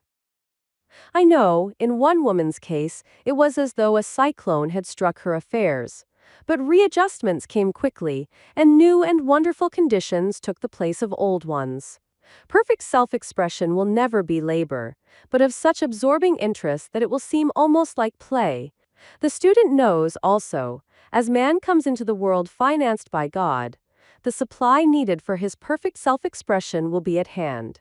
Many a genius has struggled for years with the problem of supply, when his spoken word and faith would have released quickly the necessary funds. For example, after the class one day, a man came to me and handed me a cent. He said, "I have just 7 cents in the world, and I'm going to give you one, for I have faith in the power of your spoken word. I want you to speak the word for my perfect self-expression and prosperity." I spoke the word, and did not see him again until a year later. He came in one day, successful and happy, with a roll of yellow bills in his pocket. He said, "Immediately after you spoke the word, I had a position offered me in a distant city, and am now demonstrating health, happiness, and supply." A woman's perfect self-expression may be in becoming a perfect wife, a perfect mother, a perfect homemaker, and not necessarily in having a public career. Demand definite leads, and the way will be made easy and successful. One should not visualize or force a mental picture. When he demands the divine design to come into his conscious mind, he will receive flashes of inspiration and begin to see himself making some great accomplishment. This is the picture or idea he must hold without wavering. The thing man seeks is seeking him. The telephone was seeking Bell. Parents should never force careers and professions upon their children. With a knowledge of spiritual truth, the divine plan could be spoken for, early in childhood, or prenatally. A prenatal treatment should be, let the God in this child have perfect expression. Let the divine design of his mind, body, and affairs be made manifest throughout his life, throughout eternity. God's will he done, not man's. God's pattern, not man's pattern, is the command we find running through all the scriptures, and the Bible is a book dealing with the science of the mind. It is a book telling man how to release his soul, or subconscious mind, from bondage. The battles described are pictures of man waging war against mortal thoughts. A man's foes shall be they of his own household. Every man is Jehoshaphat, and every man is David, who slays Goliath, mortal thinking, with the little white stone, faith. So man must be careful that he is not the wicked and slothful servant who buried his talent. There is a terrible penalty to be paid for not using one's ability. Often fear stands between man and his perfect self-expression. Stage fright has hampered many a genius. This may be overcome by the spoken word, or treatment. The individual then loses all self-consciousness, and feels simply that he is a channel for infinite intelligence to express itself through. He is under direct inspiration, fearless and confident, for he feels that it is the Father within him who does the work. A young boy came often to my class with his mother. He asked me to speak the word for his coming examinations at school. I told him to make the statement, "I am one with infinite intelligence. I know everything I should know on this subject." He had an excellent knowledge of history, but was not sure of his arithmetic. I saw him afterwards, and he said, "I spoke the word for my arithmetic, and passed with the highest honors, but thought I could depend on myself for history, and got a very poor mark."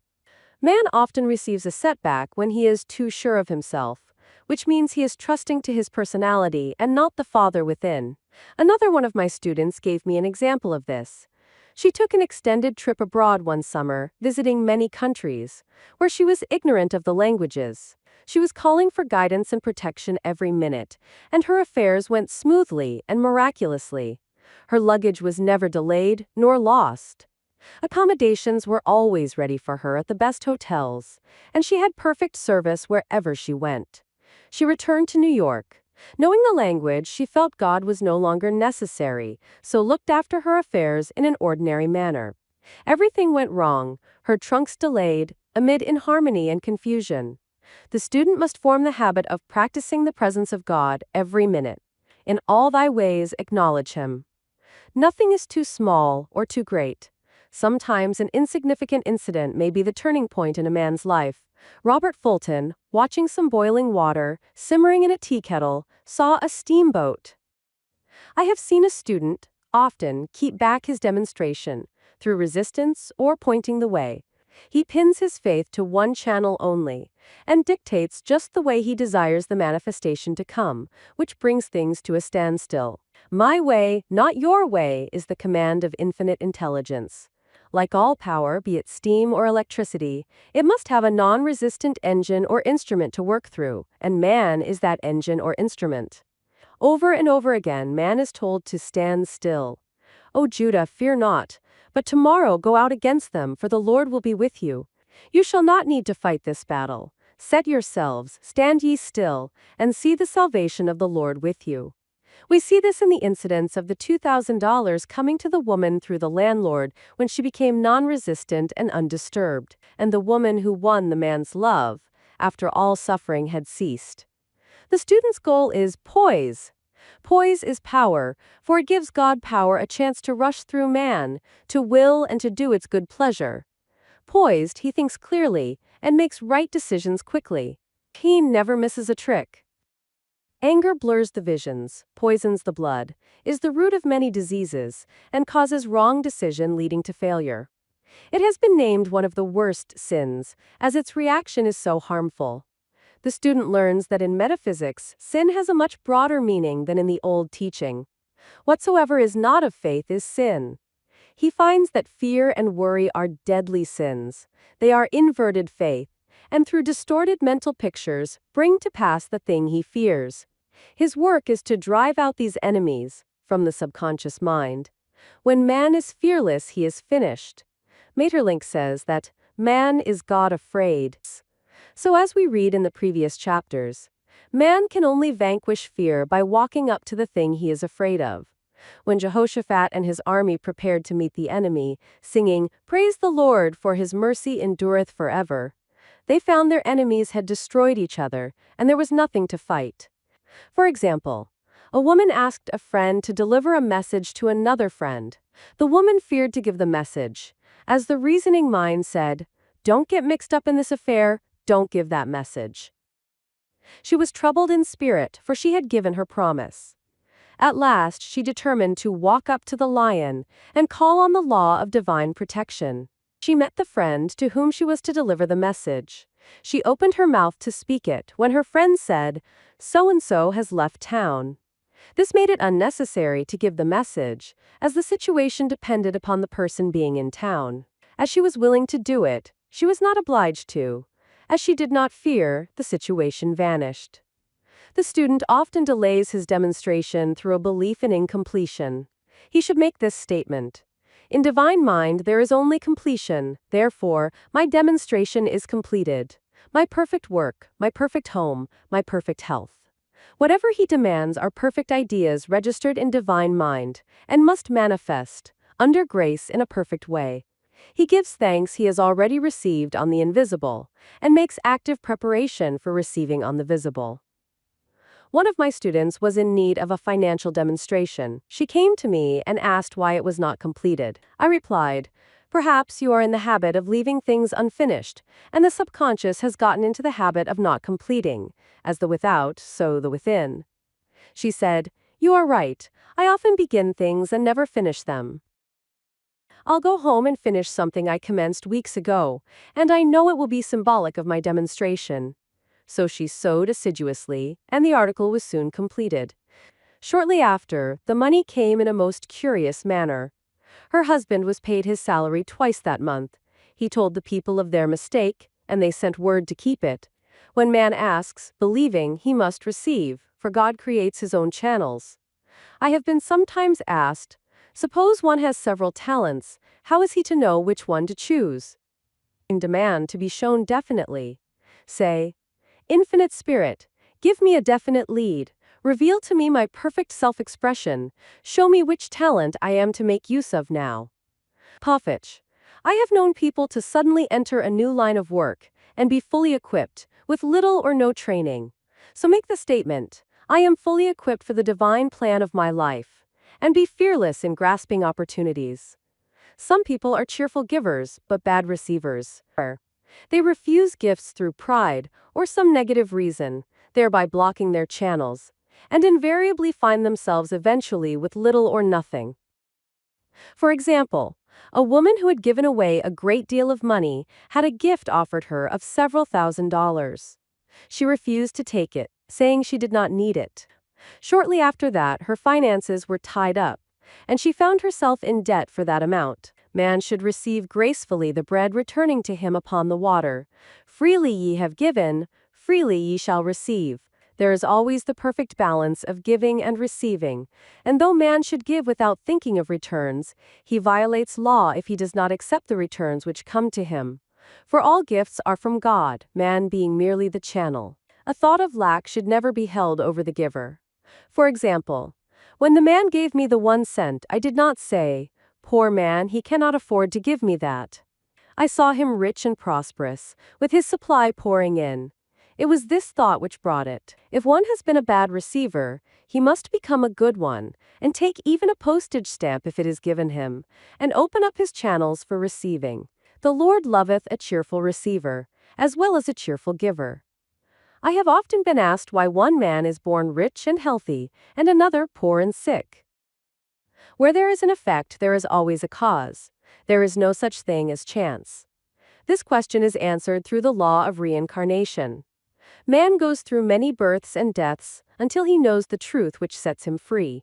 He is drawn back to the earth plane through unsatisfied desire, to pay his karmic debts, or to fulfill his destiny. The man born rich and healthy has had pictures in his subconscious mind, in his past life, of health and riches, and the poor and sick man, of disease and poverty. Man manifests, on any plane, the sum total of his subconscious beliefs. However, birth and death are man-made laws, for the wages of sin is death. The Adamic fall in consciousness through the belief in two powers. The real man, spiritual man, is birthless and deathless. He never was born and has never died. As he was in the beginning, he is now and ever shall be. So through the truth, man is set free from the law of karma, sin and death, and manifests the man made in his image and likeness. Man's freedom comes through fulfilling his destiny, bringing into manifestation the divine design of his life. His Lord will say unto him, "Well done, thou good and faithful servant. Thou hast been faithful over a few things. I will make thee ruler over many things, death itself. Enter thou into the joy of thy Lord, eternal life." Denials and affirmations. Thou shalt also decree a thing, and it shall be established unto thee. All the good that is to be made manifest in man's life is already an accomplished fact in divine mind, and is released through man's recognition or spoken word. So he must be careful to decree that only the divine idea be made manifest, for often he decrees, through his idle words, failure or misfortune. It is therefore of the utmost importance to word one's demands correctly, as stated in a previous chapter. If one desires a home, friend, position, or any other good thing, make the demand for the divine selection. For example, Infinite Spirit, open the way for my right home, my right friend, my right position. I give thanks it now manifests under grace in a perfect way. The latter part of the statement is most important. For example, I knew a woman who demanded $1,000. Her daughter was injured and they received $1,000 indemnity, so it did not come in a perfect way. The demand should have been worded in this way. Infinite Spirit, I give thanks that the $1,000, which is mine by divine right, is now released and reaches me under grace in a perfect way. As one grows in a financial consciousness, he should demand that the enormous sums of money, which are his by divine right, reach him under grace, in perfect ways. It is impossible for man to release more than he thinks is possible, for one is bound by the limited expectancies of the subconscious. He must enlarge his expectancies in order to receive in a larger way. Man so often limits himself in his demands. For example, a student made the demand for $600 by a certain date. He did receive it, but heard afterwards that he came very near receiving $1,000. But he was given just $600, as the result of his spoken word. They limited the Holy One of Israel. Wealth is a matter of consciousness. The French have a legend giving an example of this. A poor man was walking along a road when he met a traveler, who stopped him and said, "My good friend, I see you are poor. Take this gold nugget, sell it, and you will be rich all your days." The man was overjoyed at his good fortune, and took the nugget home. He immediately found work and became so prosperous that he did not sell the nugget. Years passed, and he became a very rich man. One day he met a poor man on the road of Ismas. He stopped him and said, "My good friend, I will give you this gold nugget, which, if you sell, will make you rich for life." The mendicant took the nugget, had it valued, and found it was only brass. So we see, the first man became rich through feeling rich, thinking the nugget was gold. Every man has within himself a gold nugget. It is his consciousness of gold, of opulence, which brings riches into his life. In making his demands, man begins at his journey's end. That is, he declares he has already received. Before ye call, I shall answer. Continually affirming establishes the belief in the subconscious. It would not be necessary to make an affirmation more than once if one had perfect faith. One should not plead or supplicate, but give thanks repeatedly that he has received. The desert shall rejoice and blossom as the rose. This rejoicing, which is yet in the desert state of consciousness, opens the way for release. The Lord's Prayer is in the form of command and demand. Give us this day our daily bread, and forgive us our debts as we forgive our debtors. And ends in praise. For thine is the kingdom and the power and the glory forever. Concerning the works of my hands, command ye me. So prayer is command and demand, praise and thanksgiving. The student's work is in making himself believe that, with God, all things are possible. This is easy enough to state in the abstract, but a little more difficult when confronted with a problem. For example, it was necessary for a woman to demonstrate a large sum of money within a stated time. She knew she must do something to get a realization, for realization is manifestation. And she demanded a lead. She was walking through a department store when she saw a very beautiful pink enamel paper cutter. She felt the pull towards it. The thought came, I haven't a paper cutter good enough to open letters containing large checks. So she bought the paper cutter, which the reasoning mind would have called an extravagance. When she held it in her hand, she had a flash of a picture of herself opening an envelope containing a large check, and in a few weeks, she received the money. The pink paper cutter was her bridge of active faith. Many stories are told of the power of the subconscious when directed in faith. For example, a man was spending the night in a farmhouse. The windows of the room had been nailed down, and in the middle of the night he felt suffocated and made his way in the dark to the window. He could not open it, so he smashed the pane with his fist, drew in drafts of fine fresh air, and had a wonderful night's sleep. The next morning he found he had smashed the glass of a bookcase, and the window had remained closed during the whole night. He had supplied himself with oxygen, simply by his thought of oxygen. When a student starts out to demonstrate, he should never turn back. Let not that man who wavers think that he shall receive anything of the Lord. A colored student once made this wonderful statement. When I asks the Father for anything, I puts my foot down and I says, Father, I'll take nothing less than I've asked for, but more. So man should never compromise. Having done all, stand. This is sometimes the most difficult time of demonstrating. The temptation comes to give up, to turn back, to compromise. He also serves who only stands and waits. Demonstrations often come at the 11th hour because man then lets go. That is, stops reasoning, and infinite intelligence has a chance to work. Man's dreary desires are answered drearily, and his impatient desires, long delayed or violently fulfilled. For example, a woman asked me why it was she was constantly losing or breaking her glasses. We found she often said to herself and others with vexation, I wish I could get rid of my glasses. So her impatient desire was violently fulfilled. What she should have demanded was perfect eyesight, but what she registered in the subconscious was simply the impatient desire to be rid of her glasses, so they were continually being broken or lost. Two attitudes of mind cause loss. Depreciation, as in the case of the woman who did not appreciate her husband, or fear of loss, which makes a picture of loss in the subconscious. When a student is able to let go of his problem, cast his burden, he will have instantaneous manifestation. For example, a woman was out during a very stormy day and her umbrella was blown inside out. She was about to make a call on some people whom she had never met, and she did not wish to make her first appearance with a dilapidated umbrella. She could not throw it away, as it did not belong to her. So in desperation she exclaimed, "Oh God, you take charge of this umbrella, I don't know what to do." A moment later, a voice behind her said, "Lady, do you want your umbrella mended?"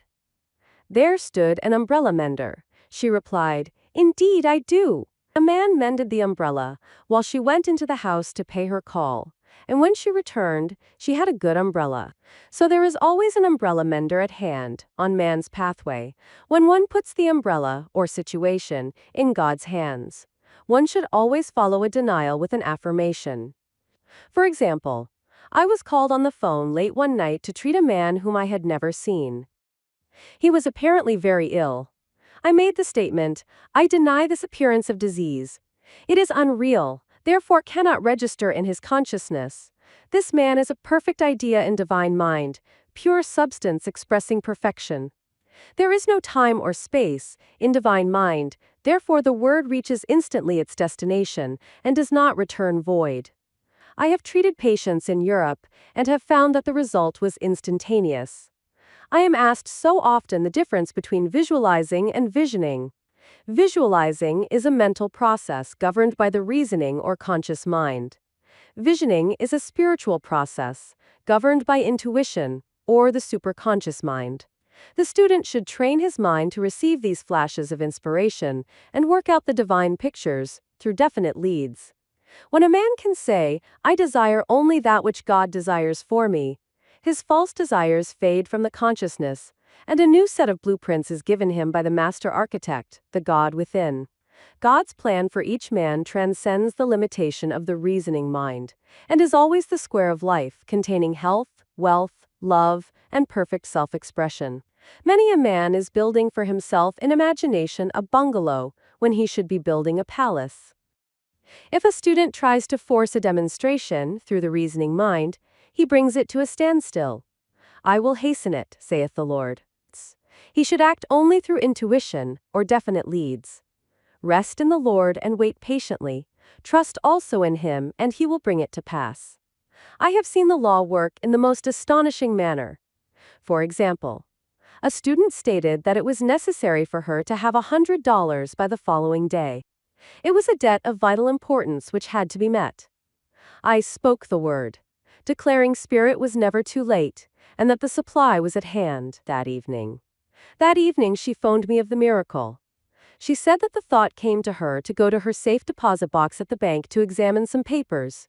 She looked over the papers, and at the bottom of the box was a new $100 bill. She was astounded, and said she knew she had never put it there, for she had gone through the papers many times. It may have been a materialization, as Jesus Christ materialized the loaves and fishes. Man will reach the stage where his word is made flesh, or materialized, instantly. The fields, ripe with the harvest, will manifest immediately, as in all of the miracles of Jesus Christ. There is a tremendous power alone in the name Jesus Christ.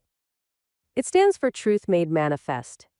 He said, Whatsoever ye ask the Father in my name, He will give it to you. The power of this name raises the student into the fourth dimension, where he is freed from all astral and psychic influences, and he becomes unconditioned and absolute, as God Himself is unconditioned and absolute. I have seen many healings accomplished by using the words, in the name of Jesus Christ. Christ was both person and principle, and the Christ within each man is his Redeemer and salvation. The Christ within is his own fourth-dimensional self, the man made in God's image and likeness. This is the self which has never failed, never known sickness or sorrow, was never born, and has never died. It is the resurrection and the life of each man. No man cometh to the Father save by the Son, means that God, the universal, working on the place of the particular, becomes the Christ in man, and the Holy Ghost means God in action. So daily, man is manifesting the Trinity of Father, Son, and Holy Ghost. Man should make an art of thinking. The master thinker is an artist, and is careful to paint only the divine designs upon the canvas of his mind, and he paints these pictures with masterly strokes of powder and decision, having perfect faith that there is no power to mar their perfection, and that they shall manifest in his life the ideal made real. All power is given man, through right thinking, to bring his heaven upon his earth, and this is the goal of the game of life. The simple rules are fearless faith, non-resistance, and love. May each reader be now freed from that thing which has held him in bondage through the ages, standing between him and his own, and know the truth which makes him free. Free to fulfill his destiny, to bring into manifestation the divine design of his life, health, wealth, love, and perfect self-expression. Be ye transformed by the renewing of your mind. Denials and affirmations. For prosperity, God is my unfailing supply, and large sums of money come to me quickly, under grace, in perfect ways.